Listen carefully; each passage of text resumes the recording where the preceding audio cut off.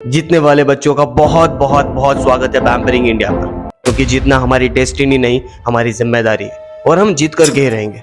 जो बच्चे आने वाले 10th एग्जाम के लिए डर रहे हैं, डरने का नहीं बच्चे। ये वीडियो हमने सिर्फ इसीलिए बनाई है कि जो बच्चे बहुत घबरा रहे हैं कि उनकी उतनी तैयारी हुई नहीं है और एग्जाम आने वाले हैं, अब क्या होगा, फेल तो नहीं हो जाएंगे, पास होंगे कि नहीं होंगे, डरने की जरूरत बिल्कुल भी नहीं है दोस्त। आज हम बात करने वाले हैं 5 ऐसी स्ट्रेटेजीज के बारे में जो हमें ना सिर्फ पास कराएंगी बल्कि 10th में एक अच्छा स्कोर भी बनवा करके देंगे। पहले तो अपने दिमाग में एक चीज साफ साफ क्लियर कर लो कि टॉपर कुछ भी अलग नहीं करते, वो बस हर चीज को अलग तरीके से करते हैं। कई सारे टॉपर्स और टॉपर के साथ बातचीत और रिसर्च करने के बाद मैं आपके लिए 5 स्ट्रेटेजीज लेकर के आया हूँ। लेकिन आपसे एक छोटी सी गुजारिश है दोस्त कि इन स्ट्रेटेजीज को सिर्फ सुन करके, एक कान से सुन करके दूसरे कान से निकालना मत, इसको इम्प्लीमेंट करना, तब जाकर के कुछ रिजल्ट मिलेगा और तब जाकर के कुछ मजा आएगा। तो क्या शुरू करें हम लोग? ठीक है, हमारी लिस्ट में जो सबसे पहली स्ट्रेटेजी है वो है हमें सीटिंग की आदत डालनी है। लेकिन याद रखना, डिस्ट्रैक्शन नहीं होना चाहिए। हम जहाँ पढ़ रहे हैं वहाँ ना सिर्फ हमारी टेबल पर एक सब्जेक्ट की बुक होगी और प्रैक्टिस करने के लिए एक रफ कॉपी, इसके अलावा कुछ भी नहीं होगा वहाँ पर। मोबाइल फोन को एग्जाम तक के लिए रख दो 7 तालों के भीतर।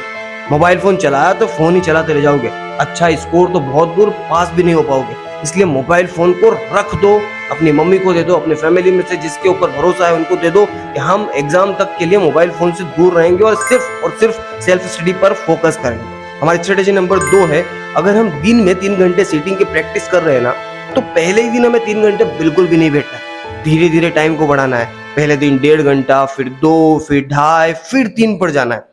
क्योंकि पहले दिन अगर हम 3 घंटे बैठे और हम अगर नहीं बैठ पाए ना 3 घंटे तक सलंग, तो हमारा मोरल डाउन हो जाएगा, हम डिमोटिवेट हो जाएंगे। और अगर हम नहीं बैठ पाए और हम डिमोटिवेट हो गए, फिर हम कभी भी एग्जाम तक बैठ नहीं पाएंगे। हमें लगेगा कि हम कर ही नहीं पाएंगे, हम तो लूजर हैं, हमसे तो ये एग्जाम हमसे छूट गया, अब हम पास नहीं हो पाएंगे। इसलिए धीरे धीरे टाइम को बढ़ाना, पहले 1.5 घंटा, फिर 2, फिर 2.5, फिर 3 पर जाना। ठीक है, स्ट्रेटेजी नंबर 3 है कि हमें आसान चैप्टर उठाना है। ऐसा नहीं करना है कि सबसे पहले दिन सबसे मुश्किल चैप्टर उठाना है। पहले ना मोमेंटम बनता है, किसी भी सब्जेक्ट को पहले आसान चैप्टर उठाना, फिर धीरे धीरे मुश्किल चैप्टर उठाना। स्टेप बाय स्टेप चलोगे तो मोरल डाउन कभी भी नहीं होगा। नहीं तो पहले ही दिन सबसे मुश्किल चैप्टर उठा लिया तो गए। वो एक पुरानी कहावत है ना कि गधा गंगा जी गया नहीं, और गया तो फिर डूब ही गया। तो ऐसा कभी नहीं करना। हम कभी भी जिम भी जाते हैं तो पहले दिन 20 का डंबल नहीं उठा लेते, हम पहले दिन 2.5 का उठाते हैं, फिर 5 का उठाते हैं, फिर 7.5 का उठाते हैं, फिर 12, 15, 20, ऐसे करके हम धीरे धीरे आगे बढ़ते हैं। जब हम बॉडी के साथ ऐसा करते हैं तो फिर दिमाग के साथ ऐसा क्यों नहीं करते? हमें धीरे धीरे हमारी डिफिकल्टीज को बढ़ाना है, धीरे धीरे चैप्टर सब्जेक्ट्स की डिफिकल्टीज को आगे बढ़ाते रहना है। तो उन सबके मुंह पर वो मार्कशीट फेंकनी है जो साले सोचते हैं कि तू पास नहीं हो पाएगा, तू फेल हो जाएगा या फिर तू फेल हो जाएगी। हमें ये करके दिखाना है, डरना नहीं है, धीरे धीरे डिफिकल्टीज को बढ़ाना है और पास होकर के दिखाना है। स्ट्रेटेजी नंबर 4 है, 3 घंटों की सीटिंग में सिर्फ एक सब्जेक्ट पर ध्यान नहीं देना, हमें हर सब्जेक्ट को देखना है। आधा घंटा या 45 मिनट का टाइम स्लॉट बांध दो सबके। जिस सब्जेक्ट में ज्यादा वीक हो उसे ज्यादा टाइम दे सकते, लेकिन जिस सब्जेक्ट में पकड़ अच्छी है, जो अच्छे से आते हैं, उन्हें पहले पढ़ना, भले ही रिवाइज करना और उन्हें पहले पढ़ना। पहले मुश्किल सब्जेक्ट ले लिया और फिर क्वेश्चन नहीं बने ना, तो फिर 3 घंटे नहीं बैठ पाओगे। अगर हमें लंबी पारी खेलनी है तो हमें हमारे आर्सेनल से वो एरो पहले चलाने होंगे जो हमें अच्छे से चलाना आते हैं। Everything depends on your motivation.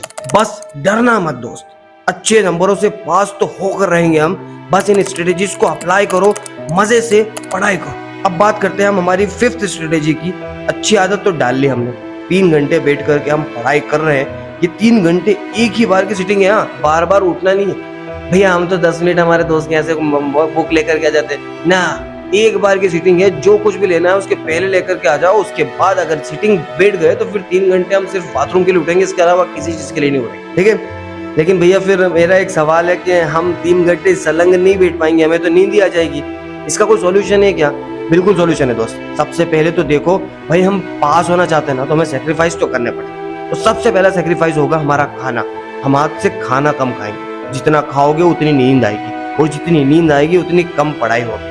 हम वादा कर चुके हैं खुद से दोस्त कि हम पास होकर के रहेंगे, तो किसी भी हाल में हमें पास होना है और होना है। इसलिए हम खाना आज से कम कर देंगे कि अगर आप शाम को पढ़ रहे हैं तो सुबह या दोपहर कम खाएंगे। शाम को इसलिए बोल रहा हूँ क्योंकि स्कूल और कोचिंग के बाद सेल्फ स्टडी के लिए टाइम तो शाम को ही मिलेगा, लेकिन अगर हम रात को पढ़ाई कर रहे हैं तो हम रात का खाना कम खाएं। यहाँ पर बहुत सारे बच्चों का डाउट होता है कि रात को लेट नाइट पढ़ना चाहिए या फिर अर्ली मॉर्निंग में उठ करके पढ़ना चाहिए। तो बच्चों इसके लिए हमने एक स्पेसिफिक वीडियो बनाई है जिसे आप यहाँ पर क्लिक करके या फिर डिस्क्रिप्शन बॉक्स में लिंक पर क्लिक करके देख सकते हैं। तब तक के लिए डरना नहीं बच्चा, मन लगा करके पढ़ना, इन स्ट्रेटेजीज को अप्लाई करना। मन में कोई डाउट हो तो कमेंट सेक्शन में आकर के पूछ सकते हो। मिलते हैं अगली वीडियो में, तब तक के लिए धन्यवाद, टाटा, बाय बाय।